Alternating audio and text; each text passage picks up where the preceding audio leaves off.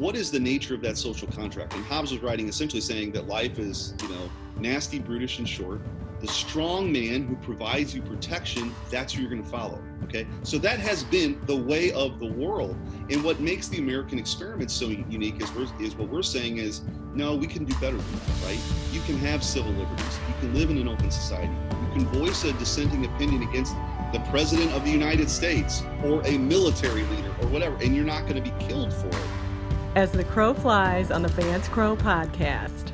Welcome back to the podcast. I'm glad you're here.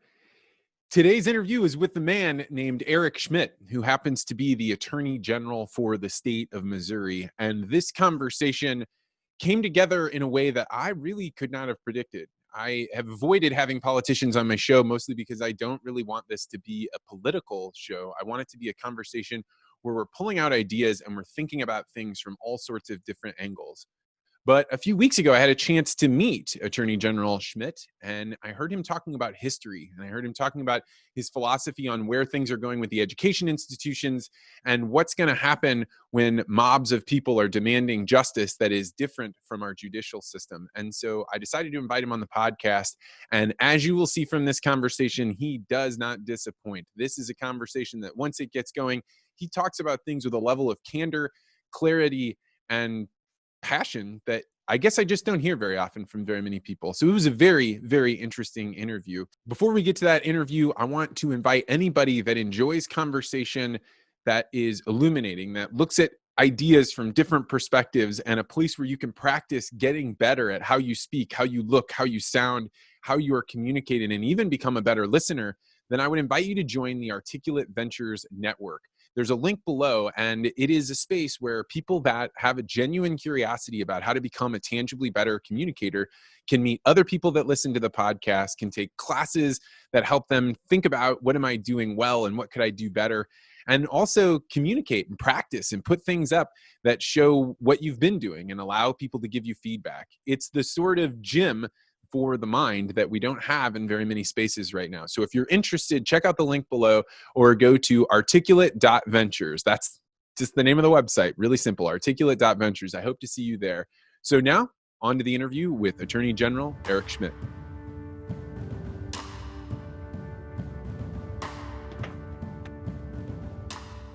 Attorney General Eric Schmitt, welcome to the podcast. Thanks for having me on.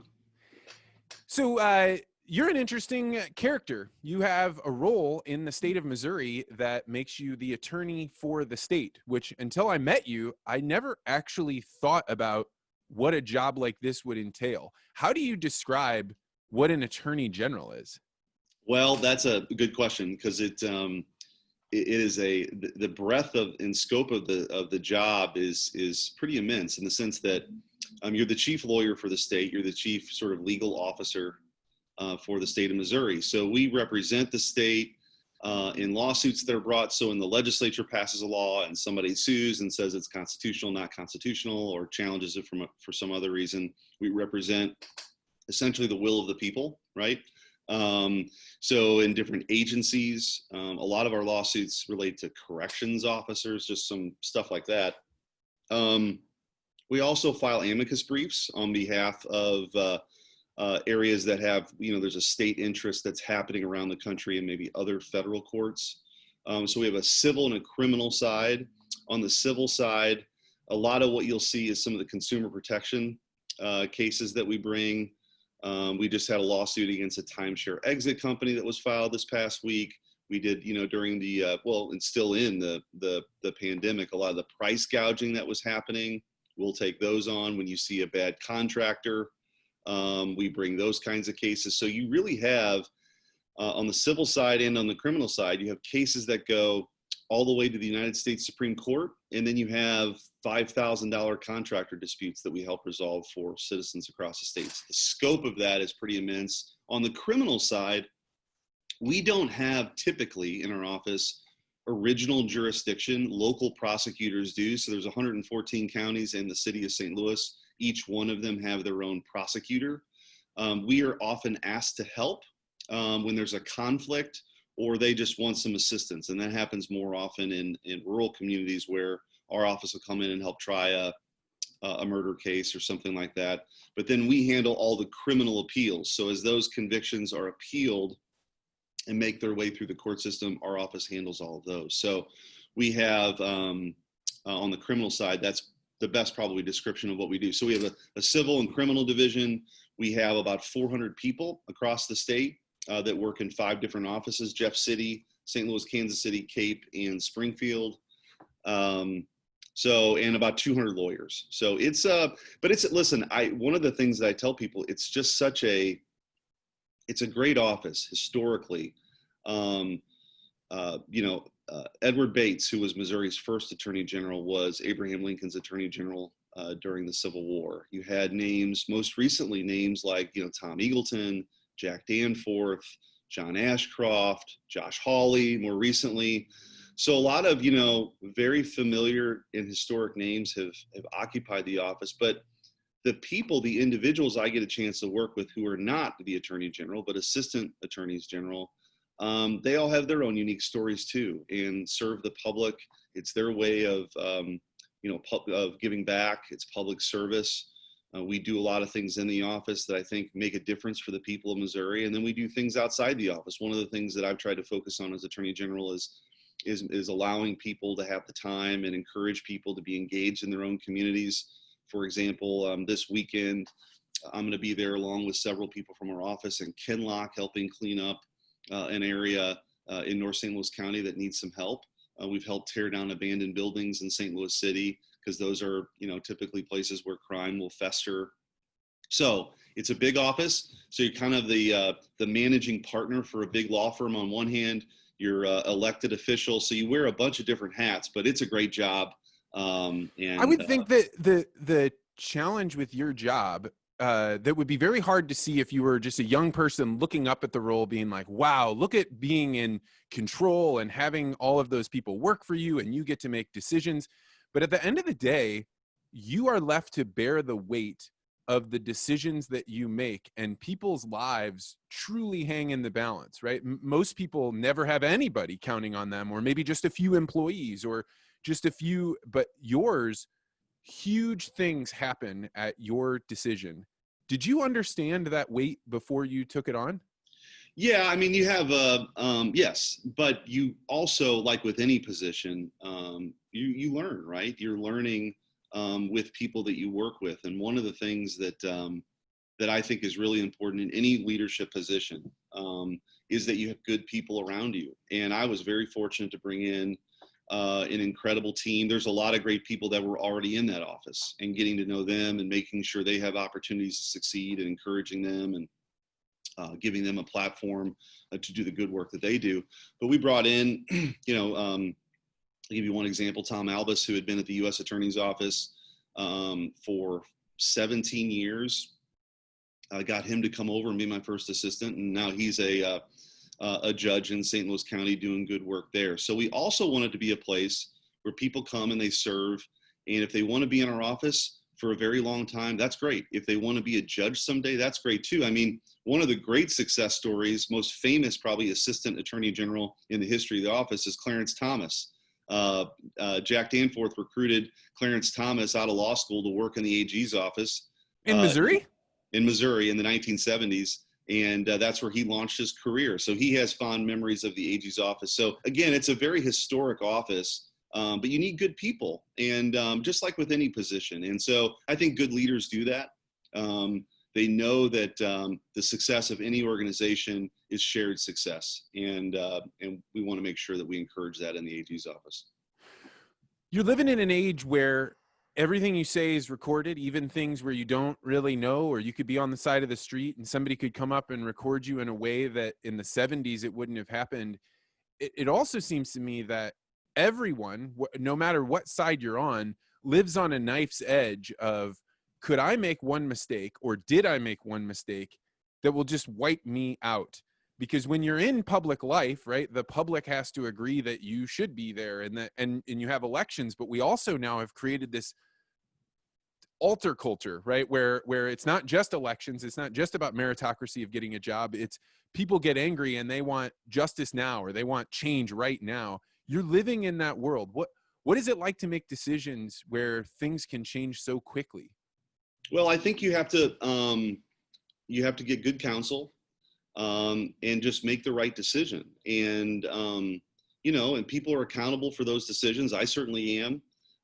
But I think you want to make good decisions for the right reasons. And again, I think it's really important to have good people around you to seek people's opinions, even those that are different than yours. And in a broader sense, as a culture, we've got to be very aware that the lexicon of speech is narrowing. That if we really believe in the free exchange of ideas, we have to stand up for that people can have different opinions. It doesn't make them a terrible human being. It just means that you might disagree on an issue of public policy. And I think that where we're headed right now can be very dangerous if we're not careful, because, there's a lot of courage in standing up for somebody, and their ability to say something or speak in the town square for something that you don't believe in fact, that you might vehemently be against. But the idea is that through that, shared discourse and through those conversations, we end up in a place where people are heard. I always refer to the First Amendment as the beating heart of the Constitution, and it's our pressure release valve. Most of these disputes, even now, but certainly throughout human history, were solved by violence. I come and take your stuff, right? I mean, you club somebody over the head. That has been the way of the world. And so this great experiment that we're in, that I hope we get a chance to talk about a little bit more historically, is very unique in that when we have these disagreements, we have two ways of dealing with. People can, have their say, but we also have a court system, right? So as a lawyer, you take that very seriously, that disputes that people have that may have been solved in years past or in other places around the globe that don't have our system of justice, they're solved in the courtroom, and we accept those results. And the integrity of those institutions are really important, so that we can all pursue our dreams with a level of safety we come to expect. You and I had a very interesting conversation about history. In fact, if I had guessed what I was going to talk when I first met the Attorney General, I would not have thought, well, we're going to go talk about hundreds of years ago. But you have a different perspective on the way justice and the system was set up that I had never heard of before. You were always a student of history. Where did you come up with this way of thinking about the past? Well, I was always interested in history, in government, in politics. Not sure I ever thought I would run, but that was my background as an undergrad. And then going to law school, obviously the law is very important for establishing. And the reason why I wanted to be a lawyer, nobody in my family had been a lawyer. I was the first person in my family growing up in North St. Louis County in a pretty blue collar background to go to college right out of high school. But I knew early on I wanted to be a lawyer because I felt like the law provided guardrails for people to pursue their dreams, that you needed to make sure that those rules were set so people could, live the American dream. And so I went to law school and, of course, my legal career, and now as AG. But a couple of years ago, I taught a 21st century American civics class at St. Louis University, which was my alma mater, which is about half upperclassmen and women and law students. And in fact, a few of those law students that took the class are now working in the office, which is kind of cool.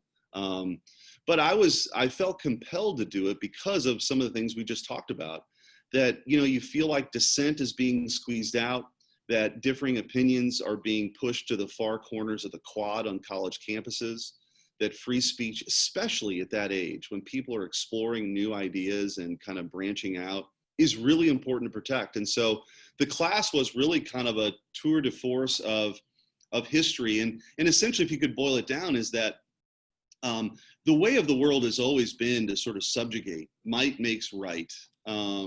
And that people accumulate power, and we lived under a world of the divine right of kings, and we were subjects. And then, you sort of have this age of the American Enlightenment, and we're the first country founded on a philosophy, a creed, and we just celebrated the 4th of July, which is why I think it's really important for people to read the Declaration of Independence, that all men are created equal, that we're endowed by our Creator with certain unalienable rights, life, liberty, and the pursuit of happiness. That was revolutionary, because what the founders were saying was that everybody had it backwards, right? That our rights don't come from a king. They don't come from a queen. They don't come from any temporal authority. They predate government. They come from God, right? And government is just our shared project then to protect those God-given rights. So that is a very revolutionary concept.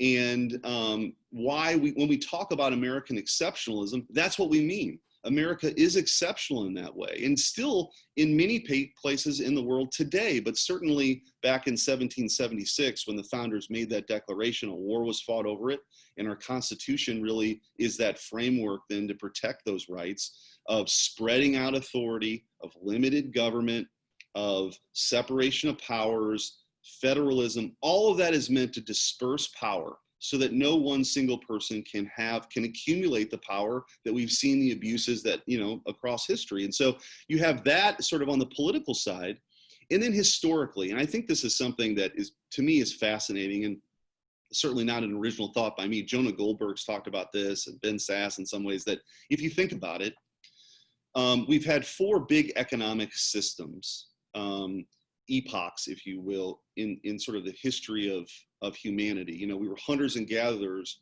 for a very, very long time, right? And then for tens of thousands of years, we're settled agrarian farmers. And then about 150, 170 years ago comes the big tool economy, the Industrial Revolution, and things start to change pretty quickly, right? And so from the Civil War to around World War II, 50 to 60% of the population had moved from the farm to the city. That is really disruptive, right? That is in the I refer to it as the largest migration of human beings in the history of time. Yes. We had never seen so much change go from people living and thinking and communicating in these small clusters of people, decentralized way out in the countryside. News moved much, much slower, but now you're bringing them together and everything changes. I interviewed a guy who one time talked about, if you increase the population density of a group, the people will walk faster. And in fact, you can measure how fast people walk and tell how dense of a city they live in. And so you think about when we went from people moving very slow agrarian lifestyle to bang, speeding up how fast they walk, exactly what you're talking about. The culture is going to change faster and faster and faster and faster. Well, and one other thing too is, and then whatever it is that we're in now, right, which is, you can call it the computer age, the tech age, the post-industrialism, which just means people don't really know what to call it. But whatever we're in right now that started, you and I are about the same age, sort of. I was born in 1975. So you start to see the advancement, computers start to go, and you think about how quickly things are changing now. What it took to map the human genome a decade ago now can be done in about an hour. And that probably now, that's last time I looked at that was probably almost 10 years ago. It's probably like 10 minutes now, but the pace of change and innovation is accelerating, and that's not gonna change. I mean, that's the trajectory that we're on. And so, that poses really interesting questions. And to put it in another way, and Jonah Goldberg's talked about this, which I think is an interesting author, but if you think about the history of humanity, let's just say 250,000 years, and you were an alien from outer space and you visited Earth every 10,000 years, okay? Your first visit would be, semi-hairless apes wandering the countryside, fighting and foraging for food, okay? That would be your first visit. That would be your second visit. That would be your third visit. That would be your first 23 visits every 10,000 years. That's what you would see, okay? And then on your 24th visit, it starts to change a little bit, right? You see dots on the countryside. You see more settled agrarian farmers. You see more trade and commerce. And then on the 25th time you arrive, and NORAD stops you. You see the Super Bowl halftime show. All the stuff that we live in. But what the point is, all of the things that we sort of live with now have happened not just in the last 10,000 years. That's actually not even fair. The last 300 years, really. And so you combine that rapid change with what we were just talking about with the philosophical statement that the founders made, that has created this this system now where people can live freer.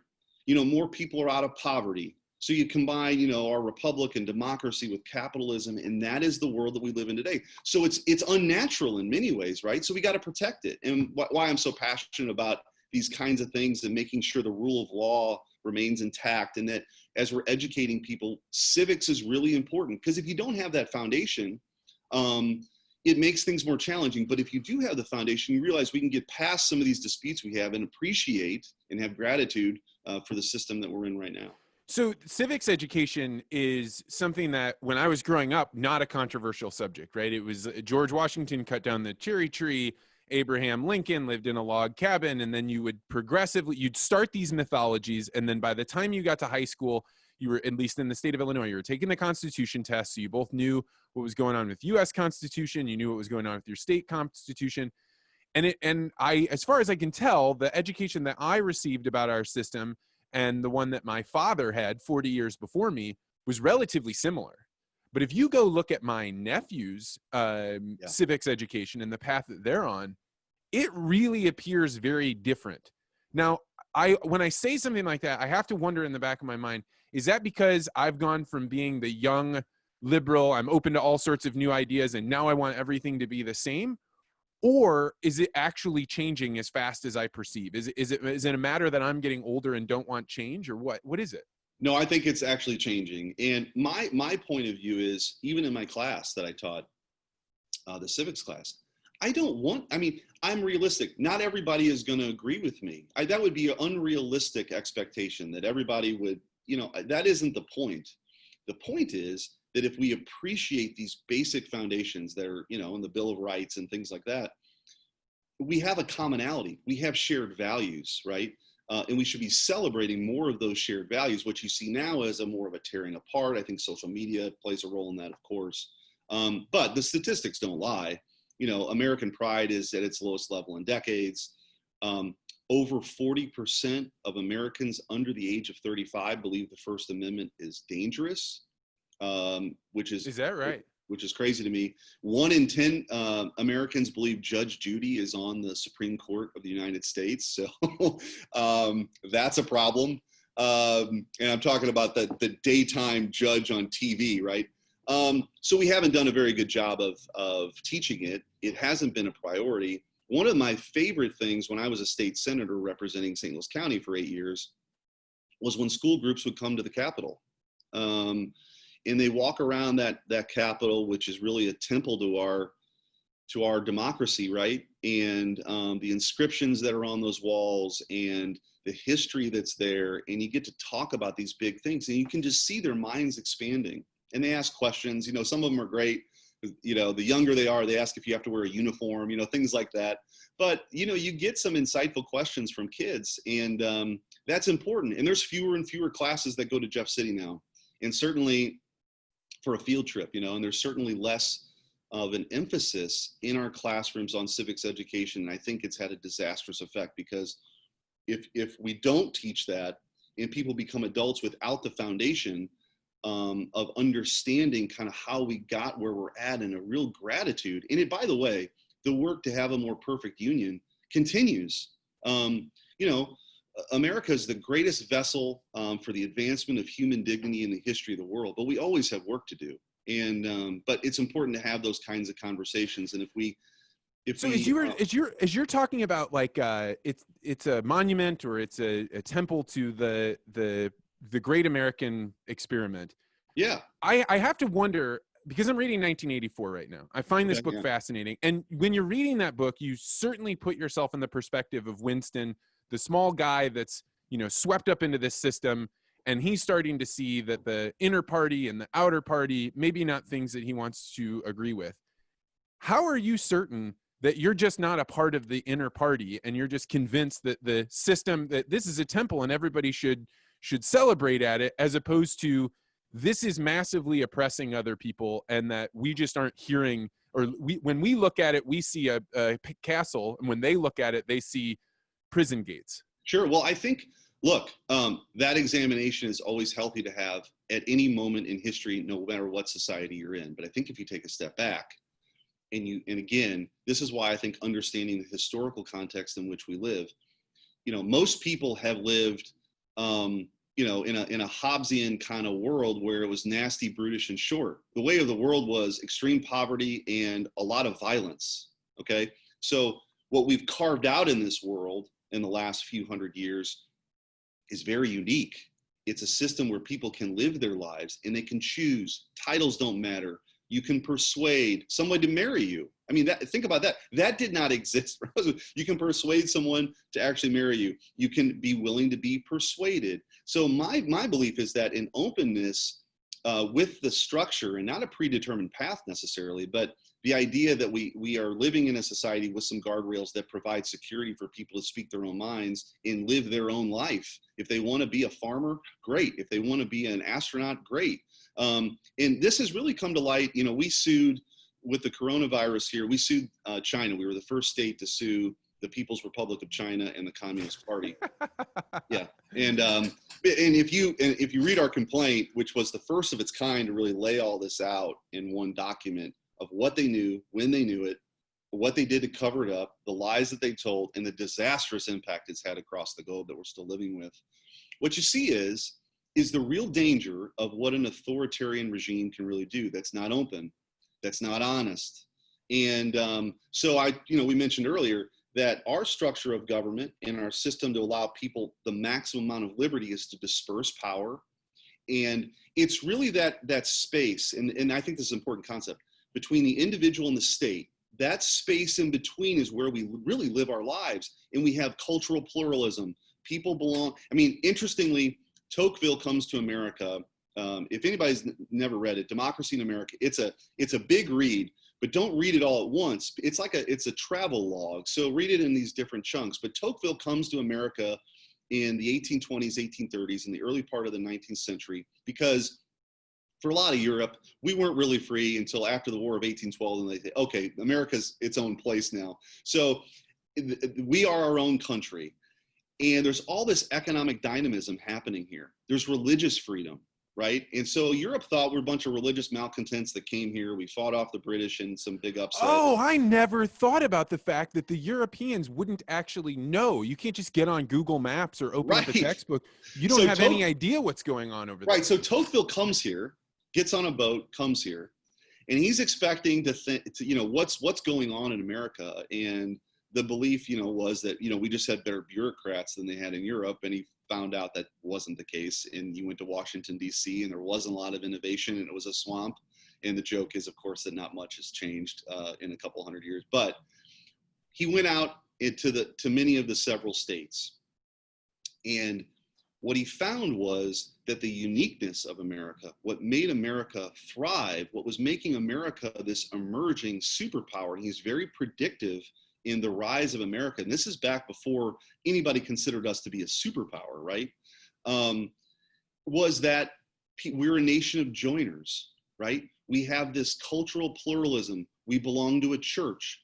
Nowadays, the Rotary Club. We've got all these different interests. And by the way, that is the real danger with identity politics, is it just sort of crystallizes people to one thing. And we're way more complex people than that. And we all have different interests. I'm a dad, I'm a Cardinal fan, I'm a Republican. Things that transcend what you were born with and allow your intellect to be the thing that connects with other people, and your interests and your passions that's what allows you to transcend where was I born and how do I join this fabric that is a community, and have that commonality with people and have shared values, right? And so that space between the state and the individual is maximized in America, right? Because we don't have this, and we want to guard, at least my political philosophy is, you want to guard against the oppressive state to tell you what to do and to tell you what to say and to tell you what to wear, because in that freedom that we have, we're allowed to be ourselves.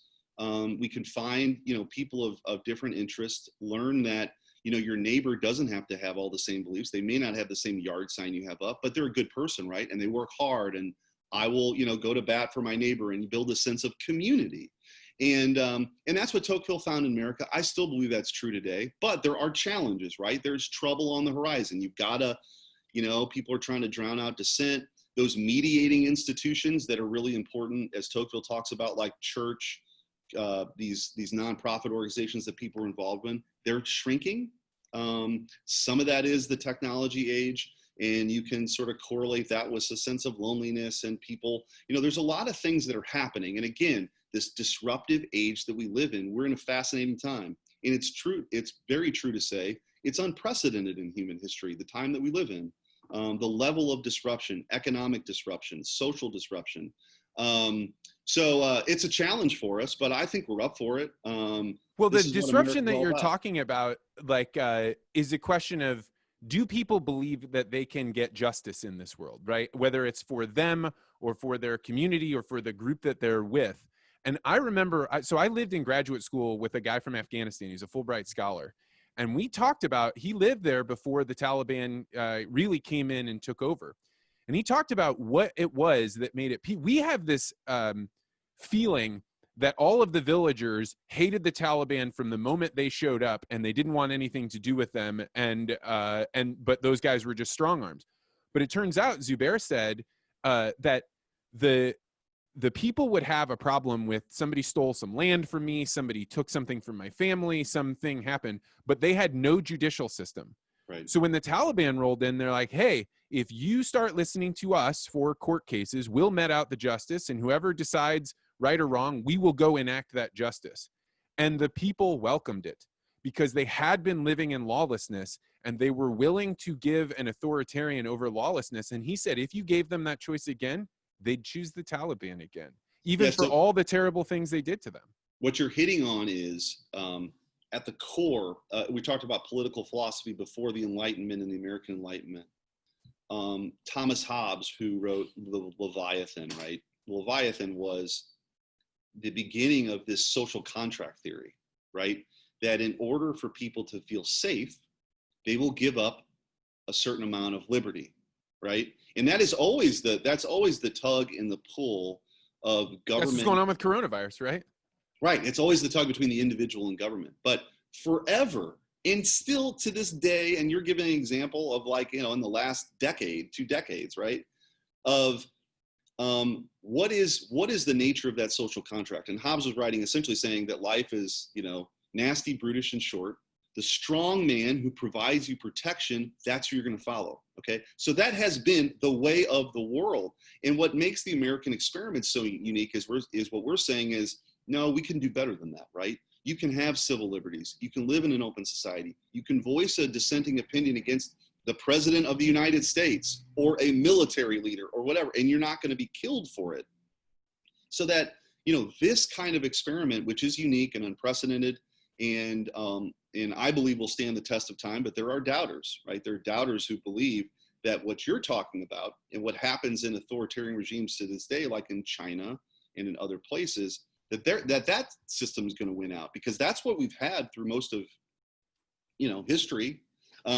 So anyway, I think that's why, again, getting back to civics, it's so important for people to understand the historical context, to understand human nature. And the founders knew and understood human nature very, very well, which is why you have in the Federalist Papers and I think it's great that, people are watching Hamilton and kind of a new spin on history and learning about it, because in the Federalist Papers, where they're arguing for the adoption of this Constitution, you got the Declaration of Independence in 1776, you fight a war. The Articles of Confederation exist, which is this loosely tied group of states. There's no central government at all. It's not working. You have trade barriers being put up between, like, Virginia and Maryland, and it's not working. And so they go to the Constitutional Convention. They say, there's got to be a better way. So the bargain is, we will give the federal government, the central government, limited powers, very limited powers. We all have to agree on. The states retain, to this day, way more power than the federal government's supposed to have. Now that's changed. It feels like it's the opposite. It feels like a state because, and if you were to ask people, again, this is why civics is important. If you ask people to sort of rank the hierarchy of government, they go federal, state, local. Well, the truth of the matter is the states stand at the center of that, because the states have granted the federal government authority. They came together in a contract, which is the Constitution, for that limited authority. And the reason why they had the Bill of Rights is say, wait a minute, now we're doing this, but there are these protections we want everyone to know about, right? You got a right to speak your mind. You got a right to bear arms. You got all these rights in our judicial system. And by the way, anything that we're not mentioning here, those are rights too, but the states retain a lot of control, right? That is the Bill of Rights. So, I think understanding that the states granted the federal government that authority, which is why those limited powers and checking them is important. And then also at the local level, the states grant locals the ability to, create a city and then have certain, ordinances that they can decide on. But so what's the exchange then? So if we're giving these powers to the state, the individual within the state of Missouri is giving it over to the state. What's the state's responsibility to protect people? I mean, you're in that position where you're having people right now that feel so threatened that they go out into their front lawns brandishing weapons, right? And you can look at that from one angle and say, how dare a human being threaten somebody else with a weapon? And then you have other people saying, this is absolutely 100% the American way, that if somebody's threatening your property, you should be able to, protect yourself.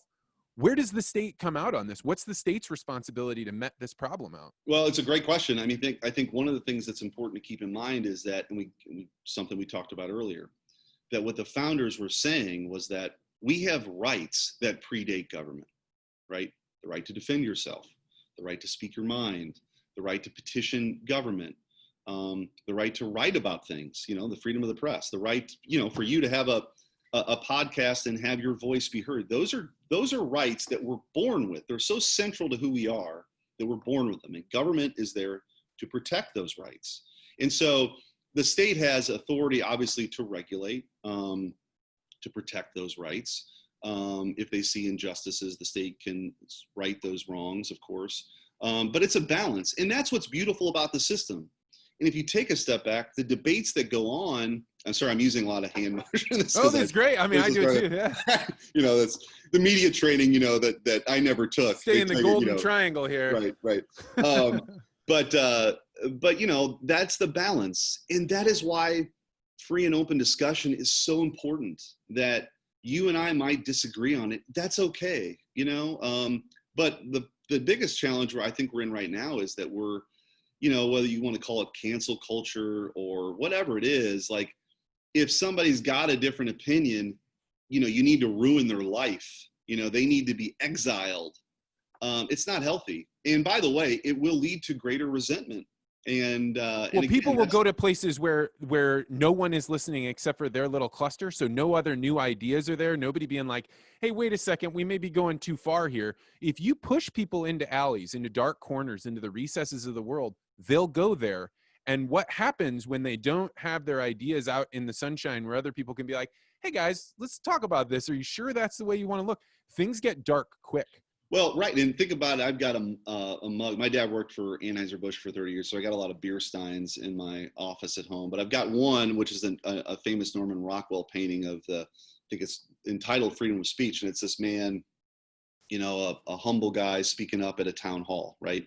If you think about that kind of interaction, right, of somebody going to an open forum like that, speaking out, people looking at somebody eye to eye, having a conversation, that is a very different thing than living in a virtual silo where, you can have your opinions expressed only with the people who agree with you, and in a forum like Twitter where everybody believes the same thing necessarily, if that's the group that you're in. That's not healthy, right? And so I think making sure we have free and open discussion in forums is really important and needs to be protected, because as I said earlier, the First Amendment is really our pressure release valve.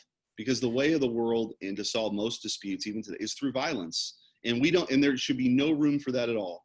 Whether it's on the left or the right or whoever, we all should be denouncing any form of violence. Amen. Amen. Because there's no violence begets more violence. Always. Yeah. Always. And the only way it stops is if you bring in somebody that has so much power that they wipe everybody out, and then you're in just as bad a spot. Yep. Changing subjects, you mentioned consumer protections, and you mentioned things like, hey, it's our responsibility to step in for things like price gouging. And I think there's some nuance there that'd be interesting to discuss. But the thing that's on my mind right now is that the founding fathers could not possibly have imagined what it would be like if we strapped trillions of dollars of debt into our youngest workers in order that they can get a piece of paper that says, hey, corporation, if you hire this person, you can pay them within this price band because other people that have that same degree also get paid within that price band. So you can't be blamed for having any sort of discrimination. So in order to get that piece of paper, you have to pay extreme amounts of money. You go into debt to take on those student loans. You get into the corporation. And now if you lose that job, the thing that carries you to another place is, do you have that piece of paper? And I think universities have gone amok in how much they're charging students and what they're delivering. And I think that it's been allowed to, it's not just the university's fault. There's all these forces coming together. The government saying you can't declare bankruptcy on student loans, corporations not wanting to get sued. What do you think is the state's role in meting this out? Because I think that the student loan debt prepares us for a situation where a strong man can come in and say, come with me, I will wipe out your debts. All you have to do is give me power. Well, I think we're, and maybe what you're getting at here is, I think we're on the verge, and I don't know what it looks like. I don't presume to know, but a massive disruption as it relates to higher education, because the idea that we have a model that's still based after the Oxford model, that's at least a few hundred years old now, of educating people in this age of economic disruption we just talked about, how quickly things can change. The idea that you'll know everything you need to know and learn from the ages of 18 to 22 for the rest of your life is going to change. It's not realistic anymore. If you graduate, I gave a commencement a year ago about this and mentioned this, where a college graduate today. So again, thinking about this as early as as recently as the early 1980s, when we talk about job change, most people, in fact, well over 80% of people, they weren't just in one industry their entire working lifetime. They were in one job, right? You got a job. And this was a lot of my family experience. I had an uncle that worked at AT&T for 30 years. I had another uncle that worked at Anheuser-Busch for 30 years. It was interesting. My dad started out as a butcher and went to night school at Lindenwood and got his degree while he had a young family. So he worked during the day, went to night school. Oh, we will revisit this because I want to talk about the butchers in the state of Missouri. Anyway, so he gets his college degree and works at Anheuser-Busch for 30 years. Another uncle that worked at Boeing for 30 years. That doesn't happen anymore, right? I mean, you've got people graduating from college today that will not just change jobs, but careers, entire industries 3 times in their first decade of work. And that's only going to accelerate, right? And so do we have a university or higher education model that addresses that right now? We don't. And, I think a lot of universities are stubborn in this regard. There's a model that they've created that has worked well for them, but it's not really working well for the people. And especially, not just the students, but the middle-class families who want their kids to have a better life. We want every generation to do better than the last. I know certainly as a dad, that's what I want for my kids. I want them to get a great education and have every opportunity right here in Missouri. I don't want them to have to go anywhere else to do that. And selfishly, I want them to be here, and hopefully they have grandkids and they're in Missouri and all that. And in my theoretical knowledge of economics, right, about how the world functions best, it is when human beings are able to go to a job very easily. Somebody says, I have a problem, you have a solution, I'm willing to pay you for that exchange. And maybe you come in for 6 months, maybe you come in for 2 years, maybe you come in for 10 years, doesn't really matter. But that you can leave and enter smoothly.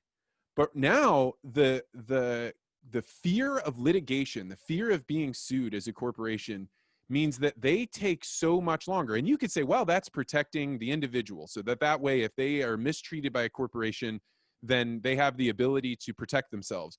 But the flip side of that is, then we gum up these organizations. If you become a company of a certain size, you can no longer freely hire people and let them go and push them towards getting more education. And we're limiting the signals that people have that you're becoming obsolete because your skills are not up to date.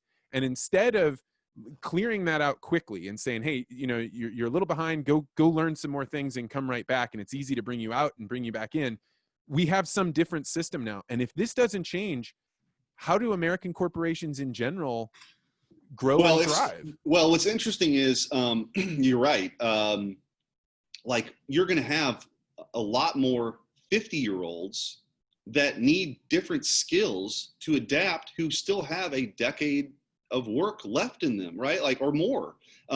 We've got to figure this out for people, because we all know what earned success means. Whatever happiness quotient you believe in, earned success plays a big role in that, right? And so people. Oh, that's interesting. Tell me more about that. What is this?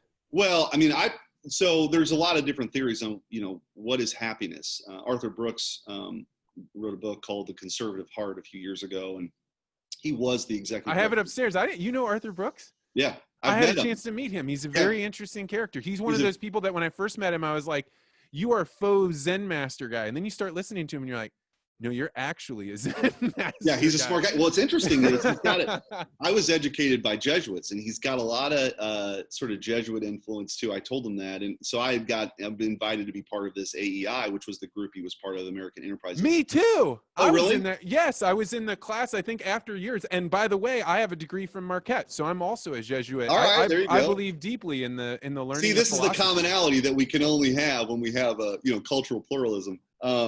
But yeah, no. So in that book, he talks about a lot of what his writings have been about. What is happiness? What makes you happy? And there's a lot of it that sort of the things you can control are your family, faith, and work. Knowing that somebody relies on you when you get up right in the morning and you go to work or you're doing what you do. That somebody's counting on you. That what you do matters and you get meaning from it. And that earned success has a lot to do with how we feel, right? And our outlook on the world. And that's really important. So when we talk about education, we're not talking about it in a vacuum or in a silo. It has a profound impact on people for the rest of their lives. And so you're right. People entering and exiting is really important. I think and I gave a speech to the community college group a couple years ago. There's a great opportunity for these community colleges to step into that role. Whereas as opposed to just being viewed as sort of a feeder school, as they were before, like a junior college, and then people, go to a 4-year after that. And that's still an important role to play if people, it's very economical to do so. But if somebody wants to gather a different skill or something's changed or the economic landscape, that they can move in and out of an institution of higher education to develop those skills and have that kind of meaning and continue to work for decades is important. And well, I think one of the parts of this culture change that is going to happen is that because people have pulled their kids out of the regular school system, they now have seen some of their kids blossom in ways they had never thought before. So they're going to think about education in a different way. And now the fundamental drumbeat of university, that is if you were a successful kid in high school, then your next step is obviously college. I think that's going to be questioned in a very real way. I have an intern right now who said, if I go back to school, at most I can go to 1/3 of my classes in person. Otherwise it's online, and we're not changing my tuition. And he's a super sweet guy. He wants the university to succeed. He loves that experience, but he's also looking and saying, I don't know, should I take on that debt? Yeah, well, the coronavirus is, I think, opening up people's eyes too of a different way. We need to get better at it, but a different way that people can be educated. So this brick and mortar model, building a bunch of buildings on campus and having part of the reason why tuition is so high is that everybody's trying to keep up with the Joneses on what that new building looks like or what that dorm looks like. Maybe that's going to change a little bit, right? And that people value different things moving forward. And I think there's a space for a massive disruption. Again, I don't pretend to know what that looks like, but I think it's coming, and it will probably be better for it. So the massive disruption I see going on right now, I'm connected with a lot of farmers. And when coronavirus hit, I had the experience of trying to order meat at the grocery store, and I could get some, but I couldn't get anywhere near what I wanted. And so I ended up talking with some farmers that raise cattle, and I ended up getting a steer. In fact, I got more than I could handle because once I started looking. However, it revealed a part of our system that has some lags in it. Like, we created so much regulation in order that our meat processing be safe, that no one ever be in danger, that it made it so only these enormous processing facilities could handle the weight of this. And it also brought down, it had tremendous benefits that are difficult to name. In fact, that people that were poor could get access to animal protein on a scale that you couldn't anywhere else in the world. But the flip side is when we start having some of those processing plants shut down, now if a farmer wants to sell you a steer and have it butchered, they have to break the law in order to do that. Like, they had to bend some things. But I think that what we've discovered is that hyper-localism, the way of making our food system way more resilient is to say, how can this farmer right here find a group of people that want his cow and make it so he can deliver it to them healthfully, safely, and without too much burden?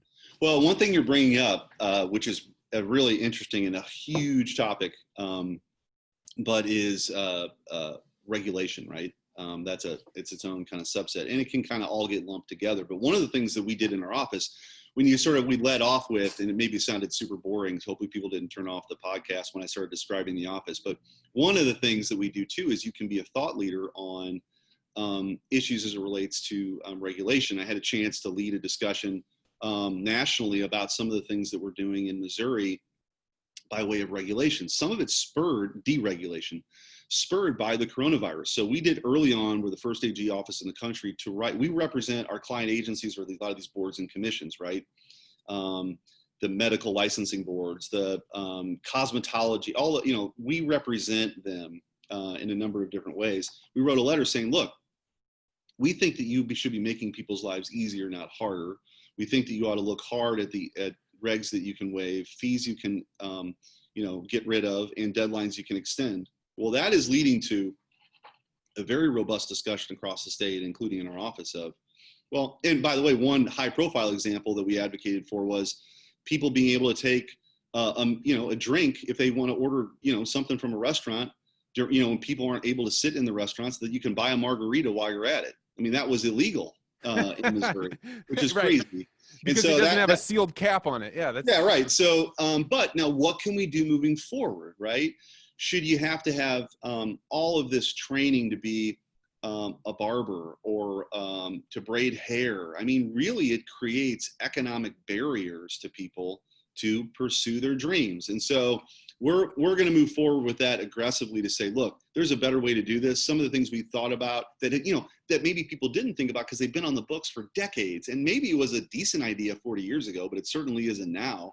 I can tell you that I have one that's really close to my heart, which is, and I think it would solve a major problem in every state that enacted it, which, like, we have a problem with pain in this country. We have a problem with people having back pain, knee pain, whatever. And a lot of that stems from not feeling productive, not being a part of the economy. It all mixes together. And so then we end up having opiate problems. And people are trying to solve, like, is it that we should regulate who can get those pills or who can distribute them? But right now, in the state of Missouri, if you want to see a physical therapist that was trained at literally the best physical therapy program in the country at Washington University, you have to first have someone else write you a prescription that this person can see you about your knee pain or your back pain. So you can go to an anesthesiologist and say, I have back pain, and they can write you a script that says, now you have permission to go see a physical therapist. And it creates a block and it forces people to go through the insurance system. It's insane. Well, it's not the only example. I think actually one of the things, it weren't even on the examples, I was talking about alcohol and other things, but certainly healthcare industry, we saw some of these ridiculous regulations that prevented people from getting care, with COVID-19 crisis. I mean, nurses ought to be able to do a little bit more telemedicine. We ought to encourage that, but there are all these blocks, and some of it is a payment structure that is, again, antiquated and doesn't work for people and makes healthcare way more expensive than it needs to be also. But I think making healthcare more accessible to people online is just a simple thing that we can do that we've learned. Everybody wants it except for the small group of people that are in power. Yeah. And then well-meaning people that say, hey, we had some problems and we want to create rules that make it so those problems don't happen. But as we do it, we strip the autonomy of the individuals. And I mean, for me, when I saw what can change with somebody through something as simple as physical therapy, and you say the government is stopping people from being able to do that, to me, my definition of the word evil is creating suffering where it is not needed, right? Where it is unnecessary. So to me, anything that we can do to remove the barriers from people getting healthcare simply and easily and quickly is a way that you're eliminating evil from the world. Yeah, well, look, I think we got a lot, and I will also point out, as Attorney General, one of my stated goals is to take on this administrative state that has developed over the last, and some people call it the deep state, there's a bunch of names for it, but really since the New Deal era, government agencies have been empowered. We talked about the founders way more. This is one thing, actually, maybe the greatest threat to our republic is, what has come of age that the founders never saw coming, which was these unelected bureaucrats who are accountable to nobody, issuing letters or opinions or rules that have the force and effect of law that are never voted on by Congress, never gone through that kind of scrutiny, and it has a huge impact on people's lives. And so, there's a lot of cases making their way through the federal courts and ultimately the Supreme Court to unwind some of that. And we're that is one of the things in our office that we're very focused on, and me personally, because I believe it does stifle innovation, it stifles creativity, it inhibits liberty, and it's very under the radar. It's not something that's going to be on NBC Nightly News, right? It's just something that's so pervasive now. Man, that's a dragon. And I wonder if people realize how dangerous it is for somebody to take that on, because as a voting bloc, the federal government employee, there are more people employed by the federal government than any other company in the United States. So it goes federal government, Walmart, right? And actually, I think it's the military, federal government, and Walmart. And so if you go to take that on, you are talking about in every single state in the country, you have a large percentage of your population that are employed by the federal government. And you're talking about changing that system. Well, listen, it's a misallocation of resources. The idea that we have, nobody, when I talk to farmers or ranchers, they don't know who the undersecretary of compliance for the Department of Ag is, right? They don't know who that is. They didn't elect that person. And if you want accountability, we got to get back to this idea. And part of this is Congress's fault, to be honest. Congress has willfully sort of said, we're going to pass, name the title, greatest legislation Waters of the U.S. America Act. And then they empower these agencies to do all the dirty work. And that's got to change. That is not consistent with our sort of system of checks and balances and accountability and all those sort of things we talked about earlier. We got to change that. And I think that if you want to supercharge this engine, economic engine that is America, that's one way to do it. I came to this conclusion about the bureaucracy, the same one that you're at, when I went to Washington, D.C., and I was a huge supporter of government programs. I was working at the World Bank. I believed in institutions, and I had a chance to go on a tour. You're a convert. You're the greatest believers are the converts. Oh, man, because I went in there when I worked at the World Bank, and I saw, wait a second, this is not at all. This is a giant bureaucracy that is meant to move money from one pile to another in a system that no one on the outside has any idea how this is working. That's a discussion probably for another time. But yeah. I had a chance to go to the USDA.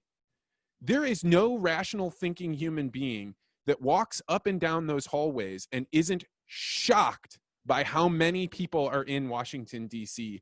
At the USDA. It is so large that you could, even if you worked there for 20 years, you wouldn't know where all the offices are.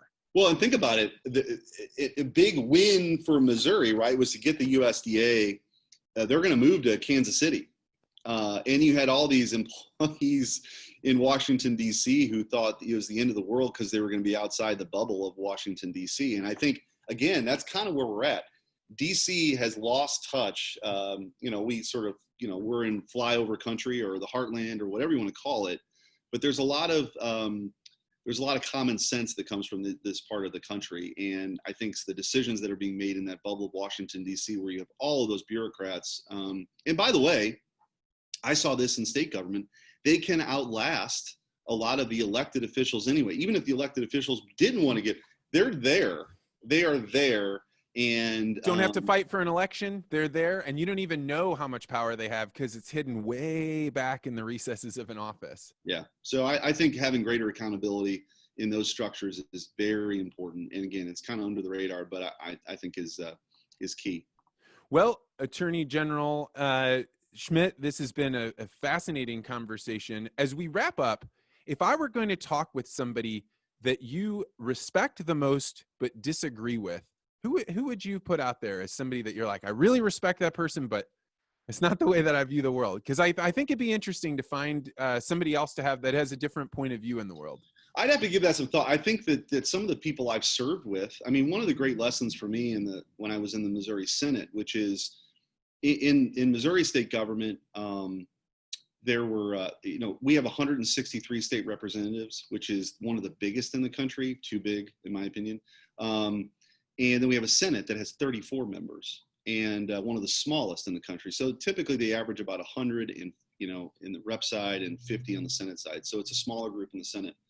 But some of the greatest relationships I had were with Democrats in the Missouri Senate. I take like a Victor Callahan or a Ryan McKenna, people like that were on different sides of the aisle, or even other people too, who we disagreed with on policy, but we'd go to dinner and we talk about our families, and they would learn that, I'm a dad, and my son Steven, who's now 15, is nonverbal and has special needs, and those issues are really important to me. And I fight for, individuals with disabilities in addition to the other things that I believe. I mean, when you get to add layers to people, you recognize and see their dignity and their humanity. And I think that's really important that we keep that in mind in a culture now that seems so willing to discard people simply for one view or because they say something online you disagree with. So maybe I can give you some other names, but off the top of my head, some people I served with in the Missouri Senate that were, again, different parties,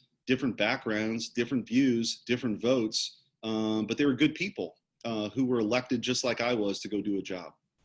Well, the person that told me to pay attention to you, our joint friend Travis Liebig, said, you may not agree with everything Eric says, but you have to respect his why he says it. And I think that's 100%. I really have enjoyed that you've been so open and interested, and you're welcome back anytime to talk about how you see the world shaping up. This has really been an enjoyable conversation. Well, thank you. And thanks for providing this forum for different topics. And I think it expands people's view. I think it's needed now. So thanks for what you do. And hopefully we'll have a chance to visit again.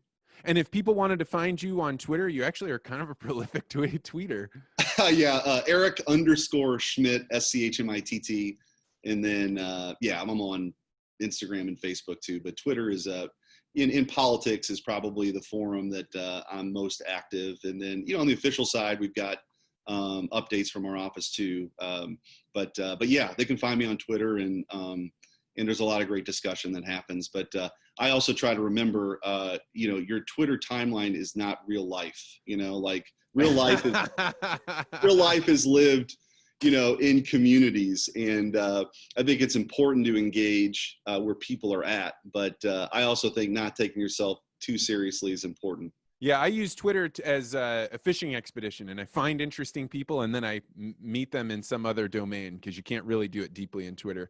Eric Schmitt, the Attorney General of the state of Missouri, thank you so much for joining me. Thank you. Thanks so much to Attorney General Eric Schmitt for coming on the podcast. This is a really fun conversation.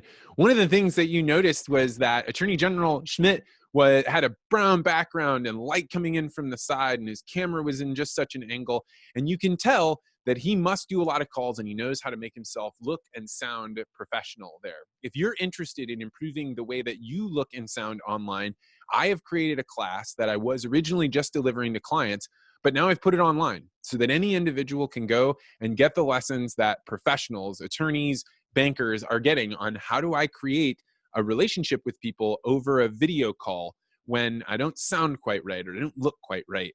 And so this class helps you understand, how do you use lights? Where do you put your camera? Should you think about sound and limiting echo?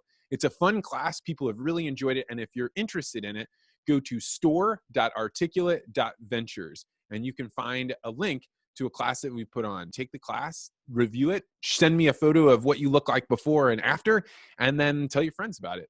Thanks so much. It is a great way to support the podcast, and I hope you'll check it out. We'll be back next week with more interviews.